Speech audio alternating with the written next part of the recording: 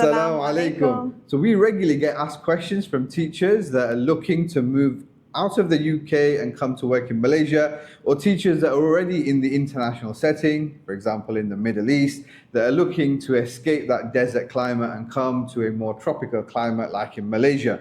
So what we will be doing today is walking you through how to apply for teaching positions in Malaysia, what to expect in the benefits and the salaries and the package, also what to expect with the school environment. Yeah, we've been teaching in Malaysia for 6 years now. Saf has worked at 2 international schools as an SLT, and I've worked at 1 international school as a head of department. And now I have opened up my own English language centre. So we feel confident enough to share the knowledge that we have gained about how to secure a teaching role and what to expect. Okay, so starting with the job search itself, we recommend that you look on platforms like TESS or eTeach. Also, you can contact international recruitment agencies like Vector Search Associates and also Teach Away. They will all be able to help you find and secure a position in Malaysia. And in order to work in an international schools will want to see that you have a PGCE qualification. If you have a TEFL qualification as well as your PGCE qualification, make sure you include this in your application because that will give you an added advantage. There has been an influx of international students who have moved to Malaysia to learn from Japan, China, Korea, who have very low proficiency in English, and there seems to be a big demand for EAL teachers as well. So this will stand out on your application if you put that in. So many international schools in Malaysia will want to see that you have at least a minimum of 2 years teaching experience in the UK or abroad, preferably abroad. But if you are applying from the UK, that is also fine. If you are an NQT, we would recommend that you do try and build up that experience in the UK before coming out. For senior leadership positions, and for maybe other leadership positions like heads of years and heads of departments, they will want to see that you have experience in that role. And also they may want to see that you have at least 5 years minimum teaching experience. Before you apply, try to connect with other expats in Malaysia through Facebook groups, WhatsApp groups, and try and find out more about the school that you're applying for and also about Malaysia too, as this will show that you've done your research and give you an insight of what it's like to live or work in Malaysia. Okay, so what to expect with the school environment? You'll definitely have small class sizes, between 15 to 25 students. Some schools you'll have less than 15, some schools maybe an edge over the 25, 26 or 27. But definitely not up to the 30 or 32 that you get in the UK. This will enable you to give a more one-to-one and personalized attention to students that you teach. You'll also find a diverse student body in most international schools. You'll have a mix of local and international students from countries like China, India, Japan, and Western countries too. Okay, in terms of the staff body in schools, you'll find that the lower tier and the middle tier schools that charge slightly lower fees, they'll have more local teachers. Approximately 80 to 90% will be local teachers, only 10% expats. With the higher tier schools that will also pay a better package, which I'll discuss later on in this video, they will have a higher percentage of expat teachers, so they'll be between 50% and above. So it really depends on what you are looking for within the school, but please do your research. Yeah, unlike the UK, schools in Malaysia often follow different curricula, such as the British IGCSE, not GCSE. I stands for international. You've got the International Baccalaureate or IB, or American systems. So teachers should be familiar with these frameworks. That doesn't necessarily mean you have had taught this framework before. It just means that you've researched and have an understanding of what it involves, so you can talk about this in your interview. So many international schools have a huge focus on the holistic development of the student. So there will be a greater focus on extracurricular activities, sports, events, music and arts. You will find that there will be so many more opportunities for students to shine by facilitating and hosting assemblies, also hosting events as well. We found that our children really have improved in their confidence and have gained so many more skills here than they would have done had they been in the UK. And before you apply, make sure you are aware of the exact location of the school. There are some areas like Johor, Malacca, Ipoh, which are very quiet and far from KL. If you think you'll be comfortable living in this environment and with this lifestyle, then feel free to apply. We much prefer staying in KL as there's more of a diverse community, and it's better for our children to join the clubs and meet their friends, as well as families who visit Malaysia, as they can visit tourist spots. It's also about 50-minute drive to the international KL airport, which allows us to just freely travel there easily, there and back.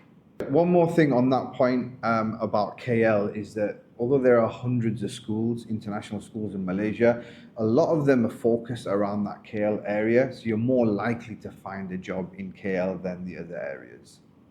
Now, Malaysia is multicultural with Malay, Chinese, Indian and expat populations. So teachers need to show awareness and respect for cultural practices. With regards to workload and teaching hours, your general teaching load here in Malaysia and international school will be around 20 hours. In some schools, it'll be slightly less for a normal classroom teacher, and in some international schools, it may be slightly more, maybe around 21 or 22 at the most. But you will find that you have a better work-life balance here. There is a little bit more time given to prep and planning. And also, we find that we don't tend to take work home, which is great. Yeah, there's also a high level of parental involvement in the students' progress in Malaysian schools as well. And open communication with parents is very much encouraged. Unlike the UK, you will have to keep in contact with the parents through email and telephone regularly, as they want regular updates about their child's progress. Okay, more schools will have a nice sized budget for CPD, so please don't worry about your development.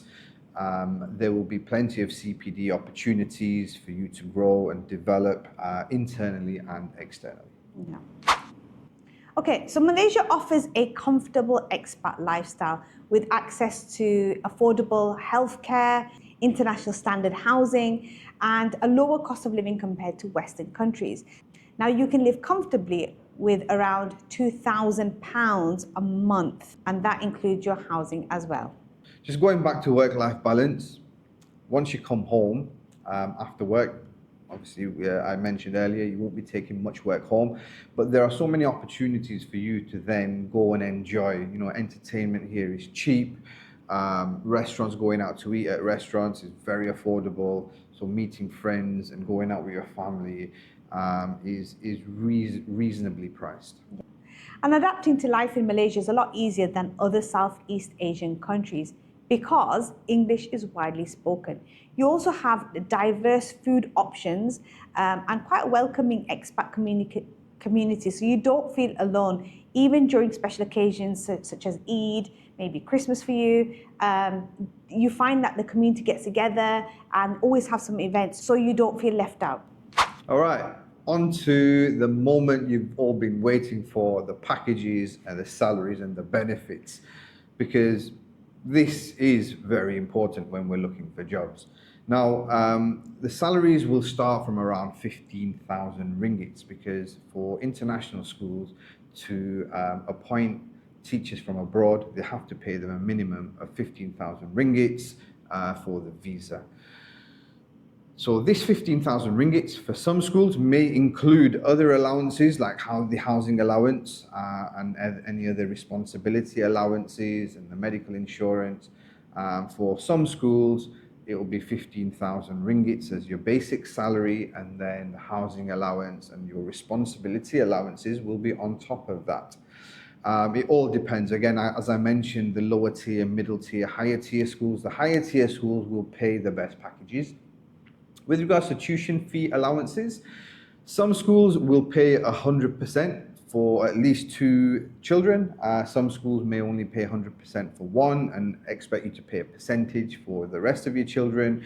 The school I'm at the moment, I have to pay 30% tuition fees for my children.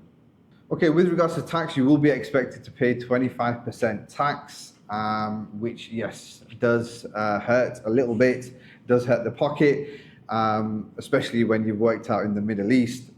But there are some advantages. For example, the pension scheme, it's called the EPF scheme here. And if your school pays into that, that is great. Please ask that as well when you get your offer, whether the school will pay into the EPF fund. The school will pay approximately 12%, 11 to 12%, and you'll pay about the same.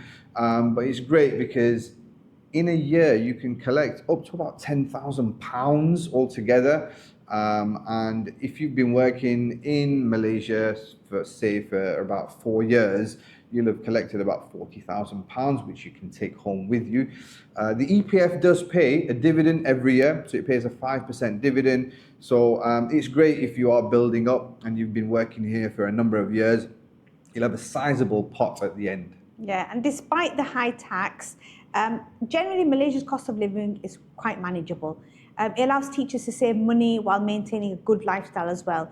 And you've got cheap flights to neighbouring countries like Vietnam, Indonesia, Thailand, which you can just hop on when you have a long weekend with AirAsia. And generally, it's pretty affordable, probably cheaper than train tickets from like up north to down south in the UK. So yeah, it's definitely cheaper than train tickets. Yeah. Okay, just be mindful when you get your offer. Please make sure you look through your contract.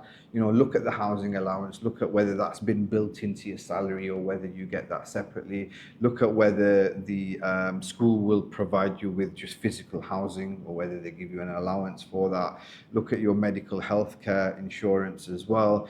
Healthcare is generally quite good. So previously we used to get, anytime we visit the doctor or the hospital, we get 100%, all of that we can claim back.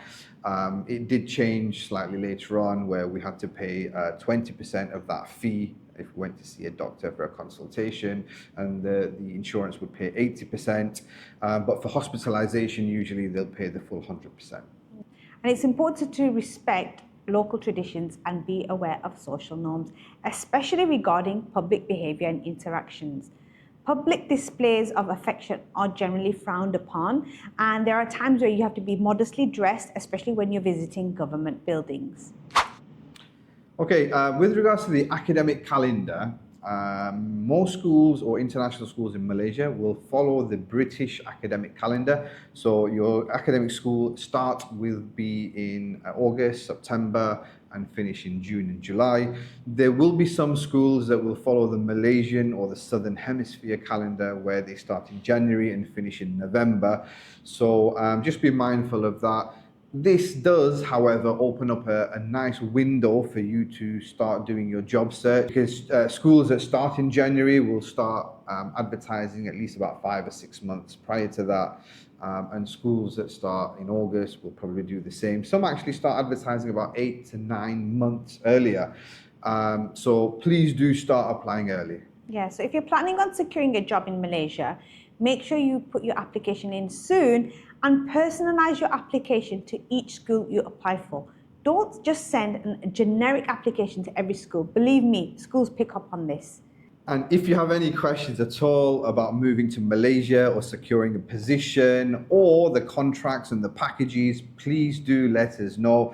Put them down in the comment section below and we'll try our best to answer them. Thank you very much for watching. Until next time. Assalamu alaikum.